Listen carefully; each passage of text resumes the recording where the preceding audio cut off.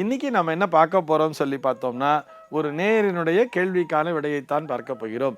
அவர் என்ன கேட்டிருக்கார் சொல்லி பார்த்தோம்னா, கடைகள் மற்றும் வணிக நிறுவனங்களில் அந்த திருஷ்டியை கழிக்க எளிய வழிமுறை இருந்தால் சொல்லுங்களேன் அப்படிங்கிறது அவருடைய கேள்வியாக அமைந்திருக்கிறது. பொதுவாக நம்ம திருஷ்டி கழிக்கிறதுக்காக என்ன பண்ணுவோம், ஒரு எலுமிச்சம்பழம் அப்படிங்கிறத நறுக்கி வாசலில் வச்சுருப்பா, இது போக பூசணிக்காய் அப்படிங்கிறதையும் நறுக்கி வாசலில் வச்சுருப்பா, இது போக இந்த திருஷ்டிக்காக இந்த படிகாரக்கல் அல்லது விசேஷமான இந்த காய்கள், இந்த வில்வக்காய் இதெல்லாம் கட்டி தொங்க விட்டுருப்பா. இன்னும் ஒரு சில பேர் பார்த்தோம்னா இந்த கடைகளிலேயே வருடத்திற்கு ஒரு முறை அந்த ஹோமம் அப்படிங்கிற ஒரு விஷயத்தை பண்ணி, ஒரு சுதர்சன ஹோமமோ அல்லது கணபதி ஹோமமோ இது ஒரு ஹோமத்தை பண்ணி அந்த சாம்பலை கூட வாசலிலே கட்டி தொங்க விட்டிருப்பார்கள். இது எல்லோருமே செய்கின்ற ஒரு நடைமுறை.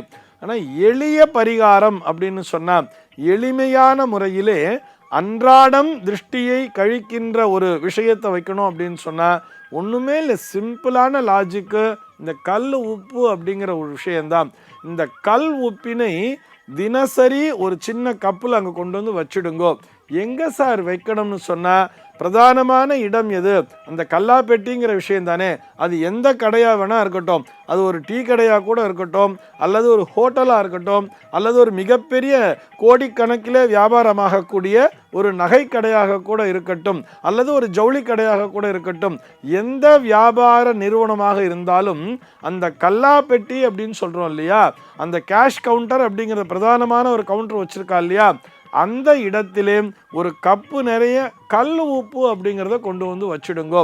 காலையில் கடையை திறக்கும் பொழுது அந்த ஃபோட்டோக்கெல்லாம் ஒரு ஊதுவத்திலாம் காமிச்சிட்டு சுவாமி நமஸ்காரம் பண்ணிட்டு கல்லாப்பெட்டியில் உட்காருவா தெரியுமா, அந்த நேரத்திலே அங்கே இருக்கக்கூடிய விளக்கையை ஏற்றி வைத்து விட்டு ஒரு கப்பில் புதுசாக கொஞ்சம் கல் உப்பை போட்டு அந்த இடத்துல வச்சுடுங்கோ. இந்த கல் உப்பு என்பதற்கு அதுவும் எப்படி வைக்கணும்னு சொன்னால், கோபுரம் மாதிரி இருக்கிற அளவுக்கு கொஞ்சம் நிறையவே கல் உப்புங்கிறத வச்சுருக்கணும். ஒரு கப்பில் வைக்கிறோன்னு சொன்னால் அது உள்ளே இருக்கிற மாதிரி வைக்காம கொஞ்சம் நிறைய நிறைஞ்சிருக்கிற அளவிற்கு ஒரு சிறிய கப்பில் நல்லா கொஞ்சம் வெளியில் தெரிகிற அளவுக்கு ஒரு கல் உப்பை மட்டும் வச்சுடுங்கோ. இந்த கல் உப்பிற்கான அந்த எனர்ஜி என்னன்னு சொல்லி பார்த்தோம்னா, வெளியிலிருந்து வரக்கூடிய அந்த நெகட்டிவ் எனர்ஜி எல்லாத்தையுமே அது ஈர்த்து கொள்ளும், அப்படியே அப்சர்வ் பண்ணிக்கும், அது ஃபுல்லாக அதில் சேர்ந்துடும். இந்த திருஷ்டி தோஷங்கள் அனைத்துமே நேராக வந்து அந்த கல்லாப்பெட்டியில் இருக்கக்கூடிய எஜமானரைத்தானே தாக்கப் போகிறது. இந்த திருஷ்டி தோஷம் என்பது இருக்கக்கூடிய பணியாளர்களை விட அந்த பிரதானமான அந்த கல்லாப்பெட்டியிலே அமர்ந்திருக்கக்கூடிய எஜமானரைத்தானே தாக்கும். எஜமானர் அங்கு அமரவில்லை என்று சொன்னாலும் அந்த இருக்கக்கூடிய அந்த கல்லாப்பெட்டி அப்படின்னு சொல்கிறோம் இல்லையா, அந்த கேஷ் கவுண்டர் என்பது எஜமானருடையதானே, அங்கேதான் வந்து தாக்கும். ஆக அந்த இடத்திலே அந்த டேபிள் மேலே ஒரு ஓரமாக கை கால் படாத அளவிற்கு அந்த இடத்துல அந்த கல் உப்புங்கிறத வச்சிட வேண்டியது. அது அத்தனை நெகட்டிவ் எனர்ஜியும் உள்ளே வாங்கிக்கும். இதை நாங்கள் என்ன சார் பண்ணுறது அப்படின்னு சொன்னால், இரவு நேரத்தில் கடையை சாத்துறீங்க இல்லையா, அந்த கடையை சாத்தும் பொழுது அதை இறக்கிட்டு அங்கே வாசல் ஒரு சின்ன கற்பூரம் மாதிரி ஏற்றுற பழக்கத்தை எல்லாருமே வச்சுருக்கா. அந்த நேரத்திலே அந்த கற்பூரம் ஏற்றுறதுக்கு முன்னாடி கடையை சாத்தும் பொழுது அந்த கல் உப்பினை ஒரு பாத்திரத்தில் போட்டு ஜலம் ஊற்றி கரைச்சிட்டு அதை அந்த கடையை சுற்றி தெளித்து விட வேண்டியது.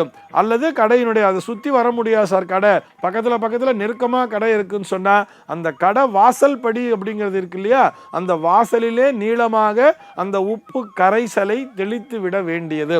இதனை தினசரி கடைபிடித்து வர வேண்டியது. ஒவ்வொரு நாளுமே நீங்கள் காலைல வந்த உடனேயே இந்த கல் உப்பினை புதுசாக அதில் நிரப்பி வச்சிட வேண்டியது. அந்த கல் உப்பினை நிறைத்து வைத்த பின்புதான் நீங்கள் வியாபாரத்தை துவக்க வேண்டும். அதே மாதிரி கடை மூடுறதுக்கு முன்னாடி அந்த கல் உப்பை தண்ணியில் கரைச்சி தெளிச்சிட்டோன்னு சொன்னால் அதற்கு பிறகு அவசரமாக யாராவது வந்தால் கூட கண்டிப்பாக வியாபாரத்தினை செய்யக்கூடாது என்பதையும் நினைவிலே கொள்ள வேண்டும்.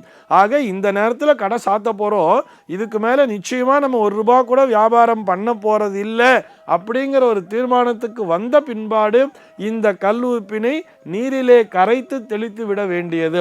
அது இரவு நேரமாக இருந்தாலும், சார் அன்றைக்கி வியாபாரம் ரொம்ப ஜாஸ்தி, நைட்டு 12:30 தான் கடை சாத்துறோன்னு சொன்னால் கூட அந்த நேரத்திலே கூட நீங்கள் கல் உப்பினை நீரிலே கரைக்கலாம். அதனை நெருப்பிலே தான் இடக்கூடாதே தவிர இரவு நேரத்திலே உப்பினை நெருப்பிலே தான் இடக்கூடாதே தவிர நீரிலே கரைத்து வாசலிலே நீளமாக தெளித்து விடலாம்.